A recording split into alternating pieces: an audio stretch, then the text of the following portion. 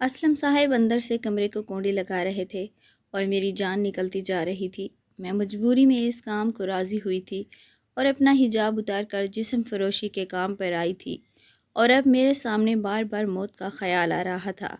دھیرے دھیرے اسلم صاحب قریب آنے لگے اور جیسے ہی میں نے کوٹھے پر پاؤں رکھا، خانم اور رضیہ بائی مجھے دیکھ کر کھل اٹھیں۔ خانم فتحانہ انداز میں رضیہ بائی کی طرف دیکھتے ہوئے بولی، رضیہ بائی، میں نے آپ سے کہا نہ تھا کہ نہ یہ لڑکی ضرور آئے گی؟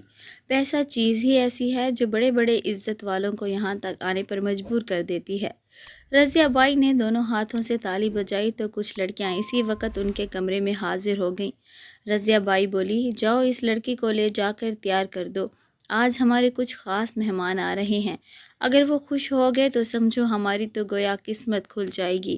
میں بت بنی اپنے ہوش و حواس سے بیگانہ بیٹھی تھی۔ مجھے یہ تک ہوش نہیں تھا کہ ان لڑکیوں نے مجھے کب تیار کیا۔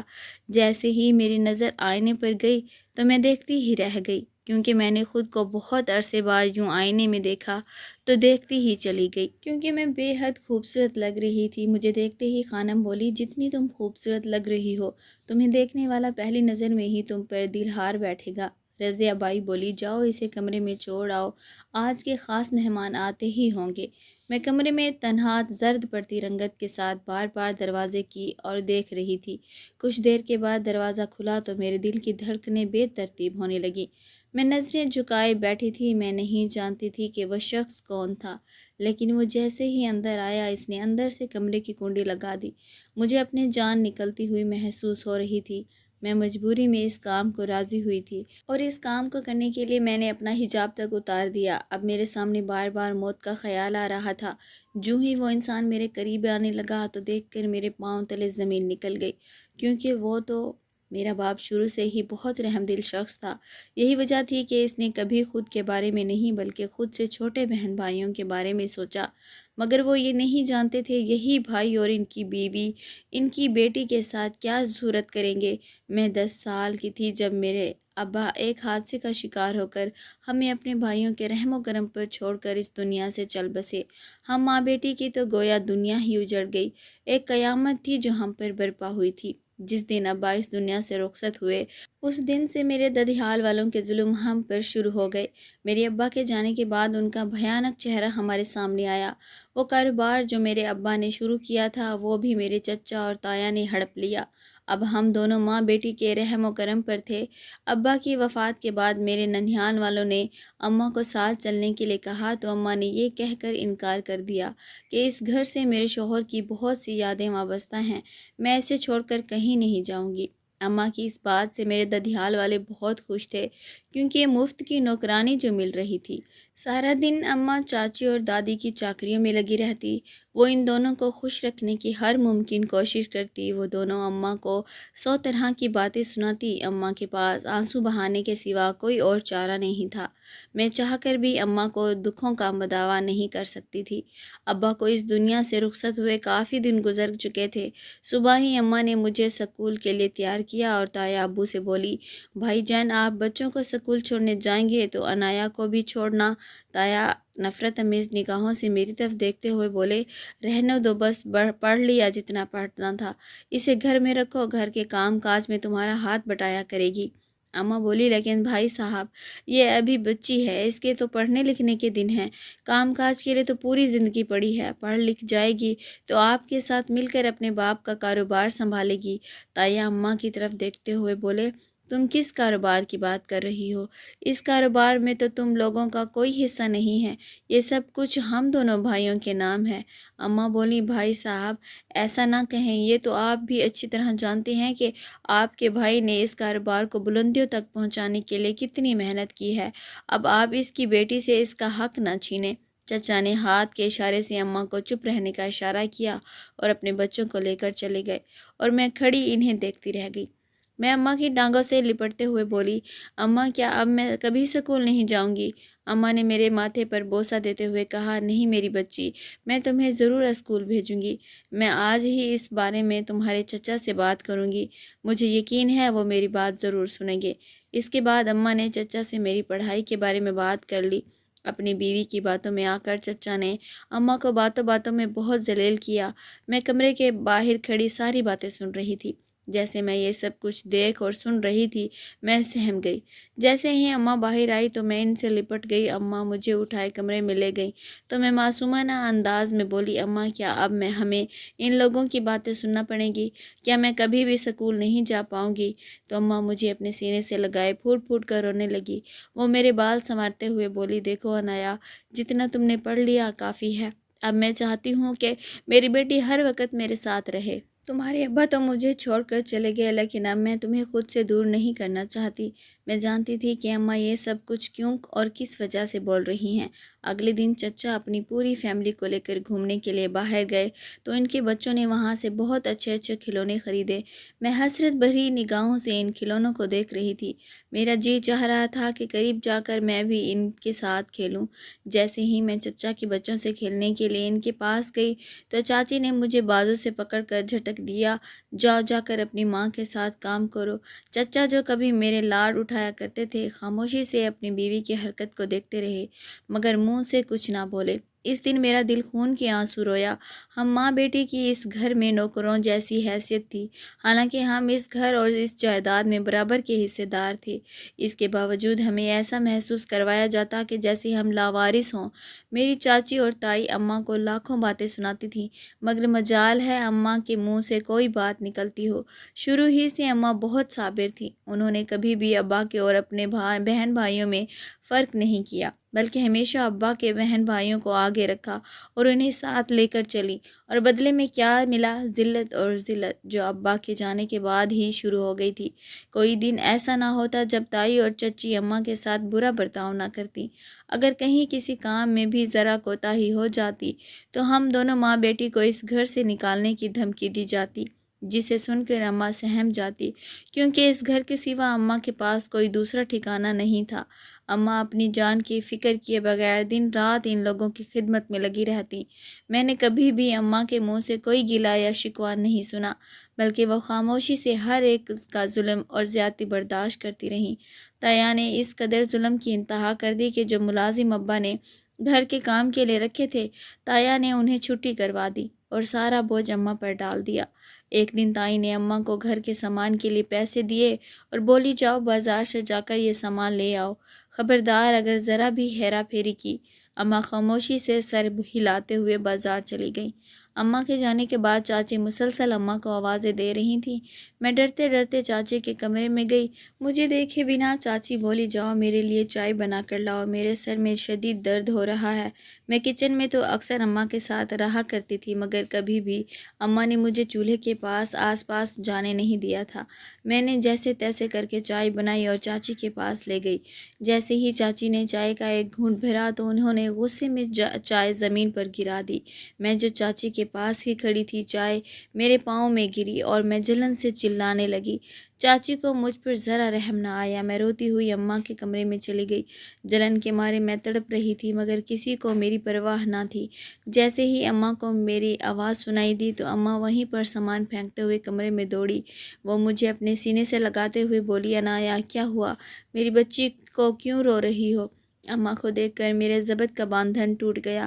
میں ہچکیوں کے ساتھ رونے لگی۔ اماں میرا منہ اپنے ہاتھوں میں لیتے ہوئے بولی، عنایا کیا ہوا؟ کیا کسی نے کچھ کہا ہے؟ میں روتے ہوئے بولی، اماں میرے پاؤں میں بہت جلن ہو رہی ہے۔ جیسے ہی اماں کی نظر میرے پاؤں پر پڑی تو اماں تڑپ اٹھی۔ میری تکلیف دیکھ کر اماں کے آنسو بہنے لگے۔ عنایا یہ کیسے ہوا؟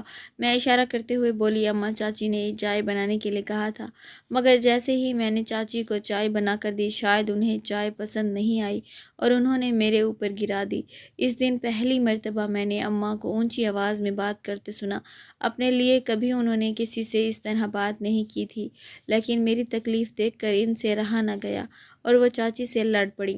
ہمیشہ کی طرح اس بار بھی چاچی نے اماں کو گھر سے نکالنے کی دھمکی دی۔ اماں بولی، میں تم لوگوں کے ظلم برداشت کرتی آ رہی ہوں، اس کا یہ مطلب نہیں ہے کہ میں اس قابل نہیں اپنی بیٹی کو پال پوس نہیں سکوں گی۔ ابھی میرے اندر اتنی ہمت ہے کہ میں اپنی بیٹی کو 2 وقت کی روٹی کھلا سکوں۔ شرم آنی چاہیے تم لوگوں کو جو اپنے بھائی کی بیوہ کے ساتھ اور اس کے معصوم بچی کے ساتھ یہ سلوک کر رہے ہو۔ وہ انسان جس نے اپنا سب کچھ تم لوگوں کو دیا، یہ گھر اور جائیداد تم لوگوں کو اسی کا دیا ہوا ہے، آج تم اسی کی بیوہ اور بیٹی کو گھر سے نکل جانے کی دھمکی دے رہے ہو۔ جیسے ہی رات کو تایا اور چچا گھر آئے تو دونوں کی بیویوں نے اپنے شوہروں کے کان بھرنا شروع کر دیے۔ صبح ہوتے ہی تایا نے گھر میں کوہرام مچا دیا۔ وہ اماں سے بولے، اپنا بوریاں بستر سمیٹو اور یہاں سے چلتی بنو، اب ہم لوگ تم دونوں کو یہاں ایک منٹ کے لیے بھی برداشت نہیں کر سکتے۔ یہاں سے نکل کر جب دنیا کی ٹھوکریں کھاؤ گے تو تمہیں دن میں تارے نظر آئیں گے۔ اماں طنزیہ ہنستے ہوئے بولی، تم لوگ یہاں سے نکال دو گے تو کیا ہمیں رہنے کے لیے چھت نہیں ملے گی؟ اللہ کی زمین بہت بڑی ہے، مگر تم لوگ میری ایک بات یاد رکھنا، جو ہم ماں بیٹی کے ساتھ تم لوگ کر چکے ہو یا کر رہے ہو، اس کا حساب تمہیں ایک نہ ایک دن دینا پڑے گا، میرے سامنے نہیں تو اللہ کی عدالت میں تم لوگوں کو کبھی معاف نہیں کروں گی۔ تائی بولی، تمہاری بد دعاؤں کا ہم پر کوئی اثر نہیں ہونے والا۔ اماں بولی، میں بد دعا نہیں دے رہی، مگر خاموش دل کی آہ ایک نہ ایک دن ضرور لگتی ہے۔ اس گھر سے نکلنے کے بعد ہمیں ایسا محسوس ہو رہا تھا جیسا کہ کسی نے ہمارے سر سے آسمان چھین لیا ہو۔ میں اپنی گردن اوپر اٹھائے اماں کی طرف دیکھتے ہوئے بولی، اماں نانی کے گھر چلتے ہیں۔ اماں بولی، نہیں انایا، میں کسی پر بوجھ نہیں بننا چاہتی، میں نہیں چاہتی کہ جس طرح تمہارے تایا لوگوں نے ہمارے ساتھ کیا وہی سب کچھ وہاں تمہاری نانی کے گھر بھی برداشت کرنا پڑے، اس لیے میں چاہتی ہوں کہ ہم ان سب لوگوں سے بہت دور چلی جائیں، بلکہ ہمارے لیے یہی اچھا ہے کہ ہم یہ گاؤں ہی چھوڑ دیں۔ یوں میں اور اماں شہر آ گئیں۔ اماں نے ابا کے ہوتے ہوئے جو تھوڑی بہت جمع پونجی کی تھی وہ بھی اماں اپنے ساتھ لے آئیں۔ ان پیسوں سے اماں نے چھوٹا سا 2 کمروں پر مشتمل گھر لیا۔ گھر کی حالت بہت بری تھی۔ ہم دونوں ماں بیٹی نے پورا دن صاف صفائی کرنے کے بعد اس گھر کو رہنے کے قابل بنایا۔ اماں نے اس آس پاس کے گھروں سے پتہ کرنے کے بعد اماں نے ایک کوٹھی میں کام کرنا شروع کر دیا۔ جہاں اماں کام کرتی تھی وہ لوگ بہت رحم دل تھے۔ رات کا جو کھانا بچ جاتا وہ اماں کو دے دیا کرتے تھے۔ یوں ہم دونوں ماں بیٹی اسی کھانے میں دن رات گزارا کرتے۔ اماں نے پاس کے ہی ایک سستے سے اسکول میں میرا ایڈمیشن کروا دیا۔ میں خوش تھی کہ کیونکہ میں وہ دوبارہ اسکول جانے لگی تھی۔ بچپن سے ہی مجھے پڑھائی کا بہت شوق، مگر ابا کے جانے کے بعد مجھ سے یہ حق تایا لوگوں نے چھین لیا تھا۔ پہلے کچھ مہینے تو ہمارا گزر بسر ہوتا رہا، لیکن اس کے بعد ہمارے اخراجات کے آگے اماں کی تنخواہ کم پڑنے لگی۔ مالک مکان ہر مہینے کی پہلی تاریخ کو کرایہ لینے کے لیے آ کھڑا ہوتا۔ اگر وقت پر کرایہ نہ ملتا تو شور مچا مچا کر پورا محلہ اکٹھا کر لیتا، اگر یہ کرایہ نہیں دیا تو اس گھر میں کیوں رہ رہی ہو؟ میں تو پہلے ہی تم جیسی عورت ذات کو یہ مکان دینے کے لیے تیار نہیں تھا، وہ تو مجھے تم پر ترس آ گیا کہ تم اپنی جوان بچی کو لے کر کہاں جاؤ گی، لیکن تم میری نیک نامی کا یہ صلہ دے رہی ہو کہ اگر صبح تک مجھے کرایہ نہ ملا تو مجھے یہ مکان خالی چاہیے، پھر نہ کہنا بتایا نہیں تھا۔ اماں بولی، بھائی صاحب آپ کچھ دن کی مہلت دیں، جیسے ہی مجھے تنخواہ ملے گی میں آپ کا کرایہ ادا کر دوں گی۔ مالک مکان بولا، میں کچھ نہیں جانتا، مجھے بس ہر حال میں کل تک گھر کا رینٹ چاہیے۔ اس دن اماں مجھے بہت پریشان اور بے بس دکھائی دے رہی تھیں۔ کیا کروں، میں کہاں سے لاؤں؟ میں بولی، اماں آپ پریشان کیوں ہوتی ہیں؟ جب صبح ہوگی تو دیکھا جائے گا۔ میں کچھ سوچتے ہوئے بولی، اماں آپ جس کوٹھی میں کام کرتی ہیں وہاں کی مالکن سے کہے نا کہ وہ آپ کو کچھ پیسے ادھار دے دے، آخر وہ اتنے امیر اور پیسے والے لوگ ہیں، چند ہزار روپے دینے سے انہیں کیا فرق پڑ جائے گا؟ اماں بولی، تمہیں کیا لگتا ہے کہ میں نے ان سے بات نہیں کی تھی؟ میں نے مالکن سے کہا تھا کہ مجھے کچھ پیسے ادھار دے دیں، پھر آہستہ آہستہ میں ہر مہینے تنخواہ سے کٹوا دوں گی، مگر انہوں نے تو سیدھا سیدھا جواب میرے منہ پر دے مارا کہ میں یہاں خیراتی خانہ نہیں کھول کر بیٹھی کہ جو جس کا دل چاہے وہ آ کر لے جائے۔ جب اپنوں نے ہی مشکل وقت میں ہم سے منہ موڑ لیا تو غیروں کو کیا پڑی ہے کہ وہ مشکل وقت میں ہمارا ساتھ دیں گے؟ میں اماں کی گود میں سر رکھتے ہوئے بولی، اماں اگر ابا نے کچھ حصہ ہمارے نام کیا ہوتا تو آج ہم کم از کم اس حال میں نہ ہوتے، بلکہ اپنی چھت کے نیچے بیٹھے ہوتے، مگر انہیں تو اپنے خود غرض بھائیوں پر بہت مان تھا۔ اماں گہری سوچوں میں گم ہوتے ہوئے بولی، عنایا تمہارے ابا دوسرے جیسے بالکل بھی نہیں تھے، وہ خود سے زیادہ دوسروں کی پرواہ کیا کرتے تھے، جیسے وہ دل کے صاف تھے، انہیں لگتا تھا کہ ان کے ساتھ رہنے والے بھی بالکل انہی کی طرح کے ہیں، مگر یہ تو ان کا وہم تھا۔ اپنے بغل میں آستین کے سانپ پال رہے تھے جنہوں نے وقت آنے پر ان کی بیوہ اور بیٹی کو ڈس لیا۔ انہیں گھر سے بے گھر کر دیا۔ یہ کہتے ہوئے اماں رو دی۔ میں اماں کے آنسو صاف کرتے ہوئے بولی، اماں اگر آپ ہی کمزور پڑ جائیں گی تو مجھے حوصلہ کون دے گا؟ آپ تو میری بہادر اماں ہیں، آپ فکر نہ کریں، انشاءاللہ کوئی نہ کوئی حل نکل آئے گا۔ اگلی صبح کوٹھی والی جہاں اماں کام کرتی تھی، ان کے ہاں ماتم مچا ہوا تھا۔ اماں تو سوچ کر گئی تھیں کہ بیگم صاحبہ سے اگلے مہینے کی تنخواہ لے کر مکان کا کرایہ چکتا کرے گی، مگر جب اماں وہاں گئیں تو وہاں کا منظر ہی اور تھا۔ اماں حیرانگی سے وہاں پر جمع لوگوں کو دیکھنے لگی اور سوچنے لگی کہ نہ جانے یہاں اتنے لوگوں کی بھیڑ کیوں ہے۔ لوگوں کی بھیڑ سے گزر کر جب اماں اندر گئیں تو دو چھوٹی چھوٹی بچیاں جو بیگم صاحبہ کی میت کے پاس بیٹھی رو رہی تھیں، یہ دیکھ کر اماں کا کلیجہ منہ کو آ گیا۔ وہ اتنی معصوم اور پیاری بچیاں تھیں کہ پہلے دن سے ہی اماں کے ان سے اچھی خاصی دوستی ہو گئی۔ آج وہی پھولوں جیسی کھلے ہوئے چہرے مرجھائے ہوئے تھے۔ بیگم صاحبہ کی موت کا سن کر اماں کو یقین ہی نہیں آ رہا تھا، کیونکہ ابھی کل ہی جب اماں کام ختم کرنے کے بعد گھر کی گئیں تو بیگم صاحبہ اچھی خاصی تھیں۔ راتوں رات ہی نہ جانے کیا بنا کہ وہ اپنے شوہر اور اپنی بیٹیوں کو ہمیشہ کے لیے چھوڑ کر اس دنیا سے چلی گئیں۔ اماں اپنی پریشانی بھول کر ان لوگوں کی دلجوئی میں لگ گئی۔ بیگم صاحبہ کے شوہر تو اپنی بیوی کے صدمے میں خود کو بھلائے بیٹھے تھے۔ اس نازک وقت میں اماں نے صاحب کے بچوں کو اچھے سے سنبھالا۔ دن رات اماں کوٹھی میں ہی رہتی۔ اماں تو یہ بھی بھول چکی تھیں کہ ان کی اپنی بھی ایک بیٹی ہے۔ اس دن 3 دن کے بعد اماں گھر لوٹیں تو نہ جانے مجھے کیوں بہت کمزور لگ رہی تھیں۔ نیند پوری نہ ہونے کی وجہ سے اماں کی آنکھوں کے نیچے سیاہ حلقے پڑ چکے تھے۔ اماں کو دیکھ کر میں بولی، اماں دیکھو تم نے اپنی کیا حالت بنا رکھی ہے۔ اماں بولی، عنایا تو سوچ، جن چھوٹی چھوٹی بچوں کی ماں انہیں اتنی سی عمر میں چھوڑ کر چلی گئی، ان کی کیا حالت ہوگی۔ انہیں تو ابھی تک یقین نہیں آتا کہ ان کی ماں اس دنیا میں نہیں رہی۔ ان کے معصوم چہروں کی طرف دیکھ کر میرا تو جیسے دل پھٹتا ہے۔ میں بولی، اماں ہمارے ساتھ یہ سب کچھ ہو چکا ہے، اس لیے آپ کو ان کی تکلیف کا اس قدر احساس ہے۔ آہستہ آہستہ وقت ان کے زخموں پر مرہم رکھ دے گا۔ اماں بولی، اچھا تم یہ بتاؤ، مالک مکان دوبارہ تو نہیں آیا تھا؟ میں کپڑوں کو تہہ لگاتے ہوئے بولی، اماں یہ ہو سکتا ہے کہ وہ نہ آئے، آج کے دور میں کون کسی کی مجبوری سمجھتا ہے۔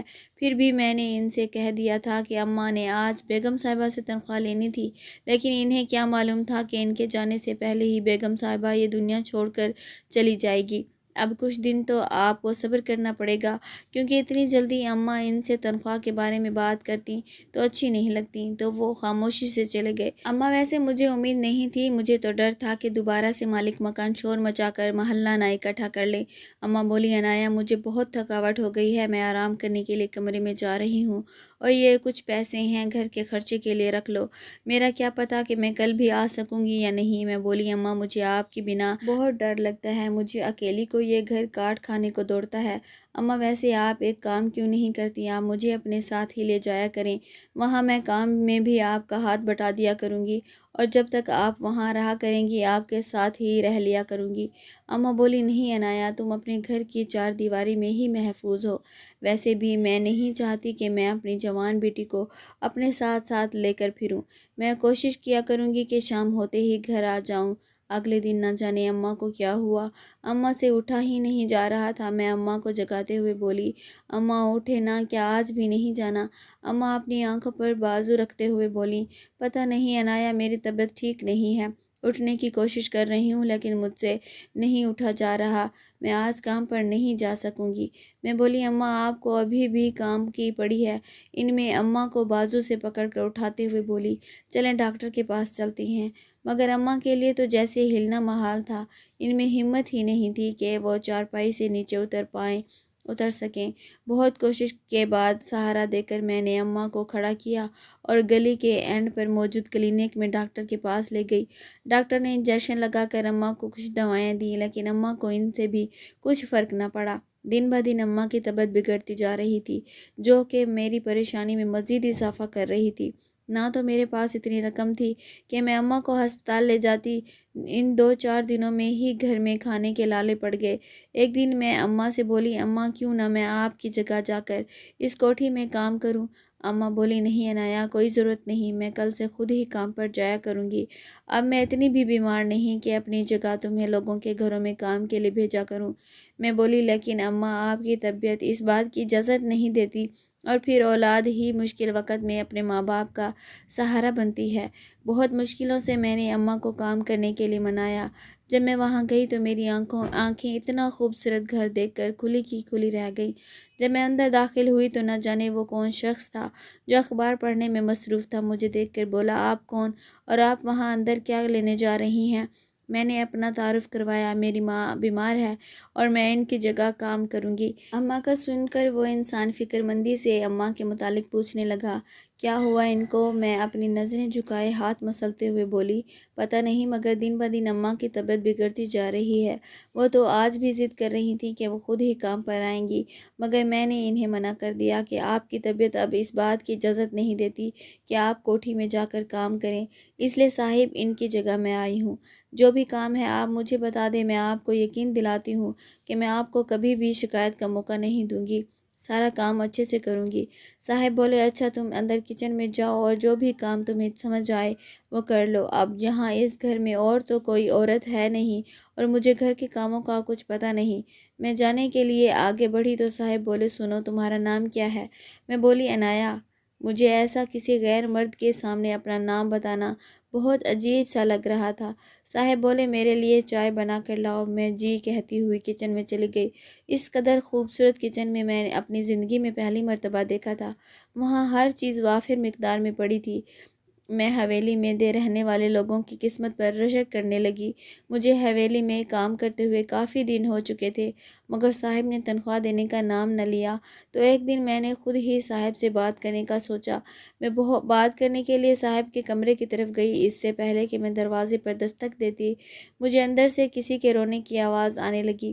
جب میں نے غور سے سنا تو وہ آواز صاحب کی تھی، لیکن صاحب کیوں رو رہے تھے اس کی وجہ میں نہ جان پائی۔ گھر آ کر یہ بات میں نے اماں کو بتائی تو اماں بولی، عنایہ، صاحب اپنی بیوی سے بہت محبت کرتے تھے۔ ان کی بیوی نے اس گھر کو ایک جنت کی مانند بنا رکھا تھا۔ کیا یہ دکھ صاحب کے لیے کم ہے کہ ان کی چھوٹی چھوٹی بیٹیاں اپنی ماں کے بغیر کیسے رہ رہی ہوں گی؟ جس طرح یہ مرحلہ ایک عورت پر بھاری ہوتا ہے، اسی طرح ایک مرد اپنی بیوی کے جدا ہونے کے بعد ٹوٹ کر بکھر جاتا ہے۔ ایک ماں اپنے بچوں کو ماں اور باپ دونوں بن کر پال سکتی ہے، مگر جو ایک مرد ہے وہ ایک ماں کی کمی کو کبھی بھی پورا نہیں کر سکتا۔ میں بولی، اچھا تو کیا اماں صاحب اپنی بیوی کو یاد کر کے رو رہے ہوں گے؟ اماں بولی، پتہ نہیں عنایہ، یہ تو خدا ہی جانتا ہے۔ دن بدن اماں کی حالت بگڑ رہی تھی اور میرے پاس بالکل بھی پیسے نہ تھے کہ میں اماں کو پاس والے کلینک سے ہی دوائی لا دیتی۔ جب بھی میں اماں کی طرف دیکھتی تو مجھے ایک پریشانی سی لاحق ہوتی۔ ایک دن صبح ہو جاتے ہی میں اپنے صاحب کے کمرے میں گئی۔ صاحب اپنے سامنے فائلیں پھیلائے نہ جانے کون سی پریشانی میں تھے۔ مجھے سمجھ نہیں آ رہا تھا کہ میں کیسے بات کروں۔ میں بولی، صاحب، مجھے اماں کے علاج کے لیے کچھ پیسے چاہیے تھے۔ صاحب غصے سے بولے، تمہیں نظر نہیں آ رہا میں کام میں بزی ہوں؟ تم جیسے لوگوں کو تو بس ہر وقت پیسہ ہی چاہیے ہوتا ہے۔ انہوں نے کچھ پیسے سائڈ پر رکھے اور بولے، رکھ لو، جو بھی کمی پیشی بعد میں مجھے بتا دینا، اب فی الحال میرے پاس ٹائم نہیں ہے، اب جاؤ یہاں سے، اور دوبارہ جب بھی میرے کمرے میں آنا تو ناک کر کے آنا۔ میں اس بات میں سر ہلاتے ہوئے بولی، جی صاحب۔ سارا دن کام کے بعد جب شام کو میں گھر لوٹی، ابھی میں گھر کے اندر داخل ہوئی تھی تو مجھے اماں کی زور زور سے کھانسنے کی آواز سنائی دی۔ کھانس کھانس کر اماں بے حال ہو رہی تھی۔ مجھے سے اماں کی حالت دیکھی نہیں جاتی تھی۔ اماں کو پانی کا گلاس دیتے ہوئے میں بولی، اماں چلو اٹھو، میں تمہیں ہسپتال لے چلتی ہوں۔ اماں بولی، کیا صاحب سے تنخواہ مل گئی؟ میں بولی، جی اماں، لیکن ابھی صرف کچھ ہی۔ مالک مکان آیا تھا، میں نے اس کو بولا تھا کہ شام تک تمہیں تمہارا کرایہ مل جائے گا تو یہ پیسے اسے دے دینا۔ میں بولی، مگر اماں آپ کی دوائی۔ اماں بولی، تم میری فکر مت کرو، کچھ نہیں ہوگا مجھے، ویسے بھی میری دوائی سے زیادہ ضروری اس گھر کا کرایہ ہے، کیونکہ مکان کے مالک نے دھمکی دی ہے کہ اگر اسے آج کا کرایہ نہ ملا تو یہ گھر وہ ہم سے خالی کروا لے گا۔ یہ سن کر میں خاموش ہو گئی۔ میں اور کر بھی کیا سکتی تھی؟ رات کو میں اپنے بستر پر لیٹی سوچ رہی تھی کہ آخر ایسا کیا کروں جس سے گھر کے اخراجات اور اماں کا علاج ہو سکے، کیونکہ اماں کو دیکھنے سے ایسا لگتا تھا کہ انہیں کوئی چھوٹی موٹی بیماری نہیں، وہ دن بدن ہڈیوں کا ڈھانچہ بنتی جا رہی تھیں۔ جب بھی میں اماں کی طرف دیکھتی تو میں اندر ہی اندر کٹتی رہتی۔ میں ماں کے لیے کچھ نہیں کر پا رہی تھی۔ ایک صبح جب میں کام کے لیے نکلی تو پاس ہی میں کچھ بچے پارک میں کھیل رہے تھے۔ میں بھی وہیں ایک بینچ پر بیٹھ گئی اور ان بچوں کو دیکھنے لگی کہ کتنی بے فکری کی ہے نا یہ زندگی۔ میں بھی تو اس عمر میں بھی دوسروں کے سخت رویوں سے سہم جاتی۔ میں اپنی ہی پریشانی اور سوچوں میں گم بیٹھی تھی کہ اچانک میرے برابر میں ایک عورت آ کر بیٹھی۔ وہ میرے چہرے کو بغور دیکھنے لگی تو میں اس سے تھوڑا ہٹ کے بیٹھ گئی۔ وہ عورت اپنے حلیے سے کافی ولہانہ معلوم ہوتی تھی۔ اس کی نظریں مسلسل میرے چہرے اور مسلسل میرے جسم کا احاطہ کیے ہوئے تھیں۔ مجھے اس عورت سے وحشت سی ہونے لگی۔ میں بولی، کون ہیں آپ؟ وہ میرے بات کو نظر انداز کیے بولی، لگتا ہے تم کسی مشکل کا شکار ہو۔ میں اس کی طرف دیکھتے ہوئے بولی، آپ کو کیسے پتہ؟ دیکھو لڑکی، تم میری بات چھوڑو، مجھے پتہ ہے کہ تم کسی مشکل میں ہو اور تمہیں پیسے کی بہت ضرورت ہے۔ میں ٹھیک کہہ رہی ہوں نا؟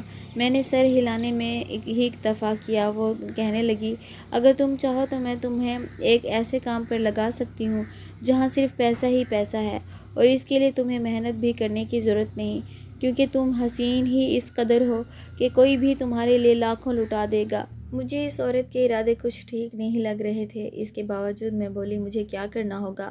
تو وہ میرے چہرے پر آئی بالوں کی لٹ کو پیچھے کرتے ہوئے بولی، جب تم میرے ساتھ جاؤ گی تمہیں سب پتہ چل جائے گا۔ وہ جانے کے لیے اٹھی تو پیچھے مڑ کر بولی، اگر تم یہ کام کرو گی تو تمہارے سب مسائل حل ہو جائیں گے۔ میں کل پھر یہاں اسی جگہ تمہارا انتظار کروں گی۔ یہ کہہ کر وہ عورت چلی گئی۔ عورت کی باتیں سننے کے بعد میرے اندر پیسے کمانے کا جذبہ پیدا ہونے لگا۔ میں سوچنے لگی کہ آخر وہ کون سا کام ہے جس کے مجھے اتنے پیسے ملیں گے۔ عورت کی باتیں سننے کے بعد میرا کام پر جانے کا بالکل بھی موڈ نہیں تھا، لیکن اس کے باوجود میں نہ چاہتے ہوئے بھی کام پر چلی گئی۔ کام کے دوران میرا سارا دھیان عورت کی باتوں پر تھا۔ میرے دل میں لالچ اور کمادہ ابھرنے لگا۔ مجھے پتہ ہی نہیں چلا کہ کب صاحب کچن کے پاس کھڑے مجھ سے مخاطب ہوئے۔ ان کے 2-3 دفعہ بلانے کے پر میں اپنے خیالوں کی دنیا سے باہر آئی۔ اس سے پہلے کہ وہ مجھے کچھ کہتے میں بولی، صاحب آپ کسی نئی ملازمہ کا بندوبست کر لیں۔ صاحب حیرت سے میری طرف دیکھتے ہوئے بولے، کیوں، کیا تم اب کام پر نہیں آؤ گی؟ میں نظریں جھکائے بولی، نہیں صاحب، میں کل سے نہیں آؤں گی۔ مجھے کسی دوسری جگہ کام مل گیا ہے، کل سے میں وہیں جایا کروں گی۔ ویسے بھی جتنی میری یہاں کی تنخواہ ہے اس میں تو بہت مشکل سے گھر کا کرایہ دیا جاتا ہے، لیکن جہاں اب مجھے نوکری ملی ہے وہاں سے تو مجھے بہت سا پیسہ ملے گا۔ صاحب طنزیہ ہنستے ہوئے بولے، عنایا، کیا تم بینک میں تو نہیں جاب مل گئی؟ کیونکہ زیادہ پیسہ تو وہیں ہوتا ہے۔ میں کھوئے کھوئے لہجے میں بولی، پتہ نہیں صاحب، کل مجھے پارک میں ایک عورت ملی تھی، میں تو اسے جانتی تک نہیں تھی۔ آج بھی دنیا میں ایسے بہت سے لوگ ہیں جو دوسروں کی پریشانی سمجھتے ہیں۔ صاحب بولے، اچھا تو پھر یہ تمہارا اٹل فیصلہ ہے کہ تم کل سے یہاں کام پر نہیں آؤ گی؟ میں بولی، جی صاحب، اس لیے تو میں آپ کو پہلے بتا رہی ہوں کہ کسی دوسری ملازمہ کا بندوبست کر لے۔ کام سے جاتے ہی میں نے ماں کو اس عورت کے بارے میں بتایا۔ ماں بولی، دیکھ عنایا، تم بہت بھولی ہو اور یہ دنیا بہت شاطر ہے۔ اگر میں بیمار نہ ہوتی تو کبھی بھی تمہیں باہر قدم نہ رکھنے دیتی۔ نہ جانے وہ عورت کون ہے، کیا کرتی ہے۔ عنایا، میں تمہیں بتا رہی ہوں کہ تم وہاں نہیں جاؤ گی۔ میں اپنے علاج کے لیے تمہیں کسی مشکل میں نہیں ڈال سکتی۔ جو ہے جیسا ہے ہمیں اسی میں گزارا کرنا ہے۔ میں اکتا کر بولی، اماں تھک چکی ہوں میں آئے دن کی پریشانیوں سے، کچھ تو مجھے کرنا ہی ہوگا ورنہ ایسے ہی ساری زندگی کیسے گزرے گی۔ میں آپ کو بتا رہی ہوں میں صبح اس عورت کے ساتھ ضرور جاؤں گی۔ اماں کی آنکھوں میں آنسو آ گئے۔ اماں بولی، بہت بڑی ہو گئی ہو نا تم جو اپنے فیصلے خود کرنے لگی ہو، اب تم ماں کی کہاں سنو گی؟ میں اماں کے قدموں میں بیٹھتے ہوئے بولی، اماں یہ سب میں آپ کے لیے کر رہی ہوں، میں آپ کو یوں اس طرح تکلیف میں نہیں دیکھ سکتی۔ میرے پاس پیسے ہوں گے تو میں آپ کا کسی اچھے ہسپتال سے علاج کرواؤں گی۔ آخر میری ضد کے آگے اماں کو گھٹنے ٹیکنے پڑے۔ اس دن میں صبح جلدی اٹھ گئی، اماں کو ناشتہ دیا، گھر کی صفائی کرنے کے بعد بولی، اچھا اماں اب میں چلتی ہوں، یہ نہ ہو کہ وہ عورت وہاں پارک میں میرا انتظار کر کے چلی جائے۔ اماں منہ میں قرآنی آیات پڑھ کر میرے اوپر پھونک رہی تھی۔ وہ بولی، عنایا اپنا خیال رکھنا اور یہ چادر اپنے اوپر اچھے سے اوڑھ لو، اللہ تمہیں ہر برے ہاتھ سے اور ہر بری نظر سے محفوظ رکھے۔ دیکھو جلدی لوٹ آنا، مجھے تمہاری فکر لگی رہے گی۔ میں بولی، آپ فکر کیوں کرتی ہیں، میں اس قابل ہوں کہ خود کی حفاظت کر سکوں۔ آپ پریشان نہ ہو، میں جلد آنے کی کوشش کروں گی۔ جب میں پارک پہنچی تو وہ عورت اسی بینچ پر بیٹھی پہلے سے ہی میری منتظر تھی۔ مجھے دیکھتے ہی وہ اٹھ کھڑی ہوئی۔ مجھے یقین تھا کہ تم ضرور آؤ گی، چلو میرے ساتھ۔ وہ عورت مجھے گاڑی میں بٹھائے ایک حویلی نما گھر میں لے گئی جو دیکھنے میں بہت عجیب و غریب تھا۔ گاڑی سے اترنے کے بعد ہم دونوں اندر چلی گئیں تو اندر عجیب ہی ماحول تھا۔ اس عورت نے میری ملاقات ایک ادھیڑ عمر عورت سے کروائی جو ہاتھوں اور بالوں میں سفید موتی کے گجرے پہنے ہوئے تھی۔ مجھے دیکھتے ہی وہ بولی، ارے خانم، یہ کہاں سے لے کر آئی ہو سونے کی چڑیا؟ یہ تو بہت ہی خوبصورت ہے اور جوانی تو اس کے انگ انگ سے ٹپک رہی ہے۔ خانم بڑی مکاری سے ہنستے ہوئے بولی، رضیہ بائی بیچاری حالات کی ماری ہوئی ہے، اسے اپنی ماں کے علاج کے لیے پیسوں کی بہت ضرورت ہے، تو میں نے سوچا کیوں نہ میں اس کی مشکل آسان کر دوں، اس لیے میں اسے اٹھا کر یہاں لے آئی۔ رضیہ بائی بولی، اسے لڑکی تم جانتی ہو نا کہ تمہیں یہاں پر کیا کرنا ہوگا؟ میں ناسمجھی سے دونوں کی طرف دیکھنے لگی، گھبراہٹ کے مارے میرا حلق خشک ہو رہا تھا۔ میں بولی، نہیں خانم، بولی تم اتنی بھولی تو ہو نہیں جو تمہیں معلوم نہ ہو کہ یہاں کوٹھے پر کیا ہوتا ہے۔ کوٹھے کا نام سن کر میرے تو جیسے قدموں کے نیچے سے زمین نکل گئی، کیونکہ کوٹھے جیسے لفظ کا استعمال ہم شریف گھرانوں میں بہت نازیبا سمجھا جاتا تھا۔ میں پریشانی سے ادھر ادھر دیکھتے ہوئے بولی، کیا یہ کوٹھا ہے؟ میں نے ادھر ادھر نظر دوڑائی تو مجھے وہاں پر طبلے اور گھنگرو پڑے ہوئے نظر آئے۔ میرے تو جیسے پسینے چھوٹ گئے۔ میں ان سے کچھ قدم پیچھے ہٹتی ہوئی بولی، نہیں، مجھے نہیں کرنا یہاں کام، مجھے گھر جانا ہے۔ رضیہ بائی غصے سے خانم کی طرف دیکھتے ہوئے بولی، میری نظروں سے دور لے کر جاؤ اس لڑکی کو۔ خانم مجھے اندر کمرے میں لے گئی۔ خانم تلخ ہوتے ہوئے بولی، یہ تم کیا کر رہی ہو؟ رضیہ بائی کو ناراض کر دیا۔ میں بولی، میں جا رہی ہوں، مجھے نہیں کرنا یہ کام۔ خانم بولی، سوچ لو، کیونکہ اگر اس میں ہمارا فائدہ ہے تو ہم سے زیادہ یہ کام کر کے تم فائدے میں رہو گی، ذرا سوچو اور ترس کھاؤ اپنی ماں پر۔ کیا تم اپنی ماں کو ایسے ہی سسک سسک کر مرنے دو گی؟ میں بولی، میں نہیں، میں یہ کام نہیں کر سکتی۔ ہم عزت دار لوگ ہیں اور یہ عزت دار لوگوں کا پیشہ ہرگز نہیں ہے۔ خانم بولی، تو جاؤ یہاں سے، خود کو اور اپنی ماں کو اس بے بس رحم دنیا کے آسرے پر چھوڑ دو، پھر دیکھنا یہ دنیا تم دونوں کو نوچ نوچ کر کھا نہ گئی تو کہنا۔ میں وہاں سے نکل آئی کیونکہ میرا وہاں دم گھٹ رہا تھا، اس فضا میں میرے لیے سانس لینا مشکل ہو رہا تھا۔ گھر آتے ہی اماں بولی، آ گئی میری بچی؟ جی اماں، آپ کی طبیعت کیسی ہے؟ اماں بولی، طبیعت کو کیا ہونا ہے، تمہارے سامنے ٹھیک ٹھاک ہوں۔ اماں، میں جانتی ہوں آپ ٹھیک تو نہیں ہیں، یہ سب آپ مجھے تسلی دینے کے لیے کہتی ہیں۔ اماں میری بات کو ٹالتے ہوئے بولی، آج اچھا تم بتاؤ، تمہارا کام کیسا رہا تھا؟ تمہیں کام پسند نہیں آیا جو اتنی جلدی گھر آ گئی؟ میں اپنی آنکھوں میں آنسو چھپاتے ہوئے بولی، اماں کام تو مجھے پسند نہیں آیا، مگر ہاں اس کام میں پیسہ بہت ہے۔ اماں حیرانگی سے میری طرف دیکھتے ہوئے، اچھا وہ ایسا کون سا کام ہے؟ میں بولی، اماں ہے کوئی کام آپ نہیں جانتی، لیکن مجھے وہ کام نہیں کرنا، میں صبح سے کوٹھی میں کام کرنے ہی جاؤں گی۔ اماں کھانستے ہوئے بولی، میں نے تو تمہیں پہلے ہی کہا تھا، یوں ادھر ادھر بھاگنے سے بہتر ہے کہ جو جیسا ہے چپ چاپ وہیں لگی رہو، لیکن اب تو تم بڑی ہو گئی ہو، میری کہاں سنو گی؟ میں بولی، لیکن اماں آپ سے بڑی تو نہیں۔ اماں بولی، کچھ اچھا عنایا، کچھ کھانے کو لا دو، صبح سے یوں ہی بھوکی بیٹھی ہوں۔ اماں آپ یہیں بیٹھے، میں کچھ کھانے کو لاتی ہوں۔ میں اماں کو دیتی بھی تو کیا، گھر میں کھانے کو کچھ بھی نہیں تھا۔ میں نے سارے برتن چیک کیے، سوائے ایک پاؤ چاول کے، گھر میں نمک مرچ تک نہیں تھا۔ میں نے وہ چاول نکالے، انہیں ابال کر اماں کو دیے اور خود بھی وہی کھائے۔ چاول کھاتے ہوئے میری آنکھوں سے آنسو۔ اماں بولی، عنایا ناشکری نہیں کرتے، دنیا میں کئی لوگ ایسے بھی ہیں جنہیں یہ چاول بھی نصیب نہیں ہوتے اور وہ بھوکے ہی سوتے ہیں۔ اماں کو لٹانے کے بعد میں بھی اپنے بستر پر لیٹ گئی۔ ابھی میری آنکھیں لگی ہی نہیں تھیں کہ اماں کو اتنی بری کھانسی چڑھ گئی، رکنے کا نام نہیں لے رہی تھی۔ کھانس کھانس کر اماں کا سانس اکھڑنے لگا، کہیں جا کر اماں کی آنکھ لگی۔ میں بستر پر لیٹی تھی مگر نیند میری آنکھوں سے کوسوں دور تھی۔ میں بے چینی سے کروٹیں بدل رہی تھی۔ نہیں، میں یہ کام نہیں، یہ عزت کو بیچنے والا کام ہے، میں کیسے کروں گی؟ میں نہیں کر سکتی۔ اماں سے یہ بات چھپائی وہاں سے آ کر تو میں پکا ارادہ کر چکی تھی کہ میں ہرگز یہ عزت کو بیچنے والا کام نہیں کروں گی، مگر جیسے ہی میں نے رات کو اماں کی طبیعت خراب دیکھی تو اور گھر میں بھوک کے لالے پڑتے دیکھے تو میں یہ کام کرنے کو تیار تھی۔ میری عزت لٹ جانی تھی۔ میرے پاس یہ کام کرنے کے بعد کچھ نہیں بچنا تھا، مگر پھر بھی اپنی اماں کے علاج کے لیے میں یہ سب کرنے کو تیار تھی، کیونکہ جتنی مشکلات میری اماں گزشتہ زندگی میں دیکھ چکی تھی، اب میں آنے والی زندگی میں اپنی ماں کو مزید ان مشکلات میں گھرا ہوا نہیں دیکھ سکتی تھی۔ میں نے رات ہی پختہ ارادہ کر لیا کہ میں کل کوٹھے پر جاؤں گی۔ اگلے دن میرے پاس جو کچھ پیسے تھے، بازار سے اماں کھانے کے لیے ناشتہ لے کر آئی۔ اماں سے جھوٹ بول کر کے میں کوٹھی میں کام پر جا رہی ہوں۔ اگر میرے اس جھوٹ سے اماں خوش تھیں تو یہ جھوٹ بولنا مجھے قبول تھا۔ یہ سب بھی تو میں اماں کے لیے کر رہی تھی۔ میں پیدل چلتے ہوئے سوچ رہی تھی کہ اگر اماں کو پتہ چل گیا تو نہ جانے اماں یا صاحب سہ پائیں گے یا نہیں۔ میں اماں کو ہرگز پتہ نہیں چلنے دوں گی کہ میں اپنی عزت ان کی خاطر بیچ آئی ہوں۔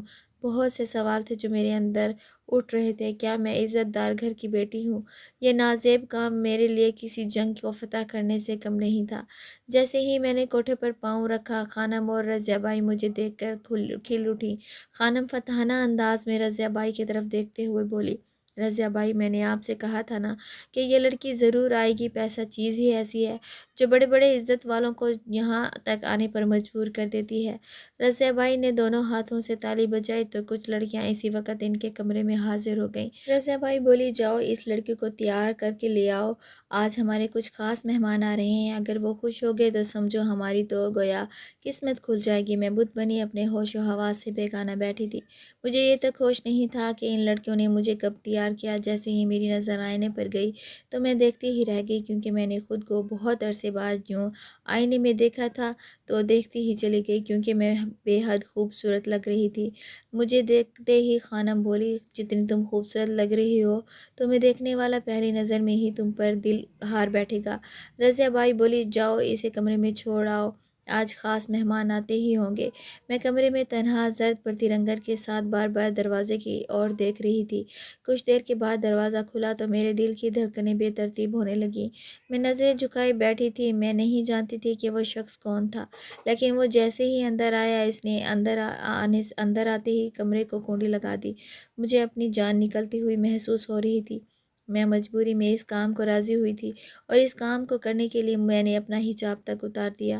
اب میرے سامنے بار بار موت کا خیال آ رہا تھا۔ جو ہی وہ انسان میرے قریب آنے لگا میں چیخنے لگی، میں یہ نہیں کر سکتی، میرا اللہ دیکھ رہا ہے، میں مسلمان ہوں۔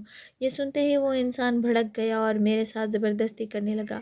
میں نے روتے ہوئے اللہ اکبر کہنا شروع کیا تو اچانک وہ آدمی ایک دم پیچھے ہٹ گیا۔ وہ بولا، میں جانتا تھا کہ تم یہ سب مجبوری کے تحت کر رہی ہو، نہ کہ اپنی مرضی سے۔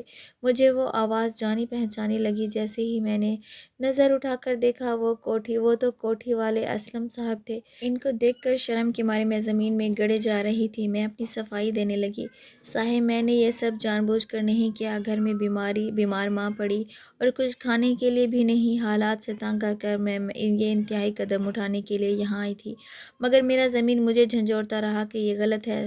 اسلم صاحب بولے، میں جانتا ہوں، اس لیے جب تم نے مجھے کام کے لیے انکار کیا تو اسی دن مجھے سمجھ گیا تھا کہ تم بہت معصوم ہو اور کسی کی باتوں میں آ کر تم کوئی ایسا ویسا قدم نہ اٹھا لو کہ جس کی وجہ سے تمہاری ماں جیتے جی مر جائے۔ اس طرح میں نے تمہارا پیچھا کیا اور یہاں تک پہنچا، مگر اب تم فکر نہ کرو، میں یہاں تمہیں اس جہنم سے نکالنے کے لیے آیا ہوں۔ اسلم صاحب میرا ہاتھ پکڑتے ہوئے بولے، چلو میرے ساتھ۔ ہم دونوں کو دیکھ کر رضیہ بائی بولی، حضور اتنی جلدی آپ کا دل بھر گیا اس لڑکی سے جو کمرے سے باہر لے آئے؟ اسلم صاحب بولے، کیا قیمت لوگی اس لڑکی کی؟ رضیہ بائی تعجب سے دیکھتے ہوئے بولی، حضور یہ سونے کی چڑیا ہے، اسے خریدنا آپ کے بس کی بات نہیں۔ اسلم صاحب تم قیمت لگاؤ، میں ہر وقت قیمت دینے کے لیے تیار ہوں۔ اسلم صاحب منہ مانگی قیمت دے کر مجھے اپنے ساتھ لے گئے اور بولے، آج کے بعد ایسی احمقانہ حرکت مت کرنا۔ میں بولی، صاحب اماں کو اس بات کا بالکل بھی پتہ نہ چلے، ورنہ وہ یہ صدمہ سہ نہیں پائیں گی کہ ان کی بیٹی اپنی عزت بیچنے لگی تھی۔ صاحب بولے، نہیں بتاؤں گا، مگر اس بات کی کیا گارنٹی ہے کہ تم دوبارہ کسی کی باتوں میں آ کر ایسا قدم نہیں اٹھاؤ گی؟ میں اپنے آنسو پوچھتے ہوئے بولی، آپ ہی بتائیں میں کہاں جاتی، کس سے کہتی؟ اماں کے علاج کے لیے آپ نے تو جو صرف چند ہزار دیے تھے، اس میں تو ہمارے گھر کا رینٹ ہی پورا ہوا۔ صاحب بولے، اب تمہیں فکر کرنے کی کوئی ضرورت نہیں، چلو میں تمہیں گھر چھوڑاتا ہوں، ساتھ میں تمہاری اماں سے بھی ملاقات ہو جائے گی۔ ویسے بھی مجھے ان سے ضروری بات کہنی ہے، اماں اور صاحب کمرے میں بیٹھے باتیں کر رہے تھے جب میں کچن میں ان کے لیے چائے بنا رہی تھی۔ جب میں چائے بنا کر لے کر گئی اسلم صاحب جا چکے تھے۔ اماں بولی چائے ادھر رکھو اور ادھر میرے پاس آؤ۔ اماں میرا ماتھا چومتے ہوئے بولی میری بیٹی بہت قسمت والی ہے جو اتنے اچھے اور بڑے گھر میں جائے گی۔ میں حیران تھی کہ اماں کیسی باتیں کر رہی ہیں۔ اماں آپ کی اس بات کا مطلب کیا ہے؟ اماں بولی صاحب آئے تھے نا، وہ اپنے لیے تمہارا ہاتھ مانگ کر گئے ہیں۔ میں نے بھی ہاں کرنے میں ذرا برابر دیر نہیں کی۔ انہوں نے کہا ہے کہ وہ کچھ گواہ اور مولوی کے ساتھ صبح آئیں گے اور نکاح کے بعد تمہیں اپنے ساتھ لے جائیں گے۔ میں بولی مگر اماں ان کی دو بیٹیاں بھی ہیں، کیا وہ مجھے قبول کر لیں گی؟ اماں بولی عنایا یہ جو محبت ہوتی ہے نا، یہ دشمن کو بھی سجن بنا دیتی ہے، اور وہ تو پھر ابھی بچیاں ہیں۔ اگر تم انہیں ماں جیسا پیار دو گی تو وہ بھی تمہیں اپنی ماں سمجھ کر تم سے محبت کریں گی۔ حسب معمول اگلے دن اسلم صاحب آئے اور نکاح کے بعد میرے ساتھ ساتھ اماں کو بھی اپنے گھر لے گئے۔ اسی دن اماں کو ہسپتال ایڈمٹ کروایا جہاں سے اماں صحت یاب ہو کر گھر لوٹی۔ میں نے بھی اسلم صاحب کی عنایت اور محبت کا بھرپور جواب دیا اور ان کی بیٹیوں پر اپنی ممتا نچھاور کرنے لگی۔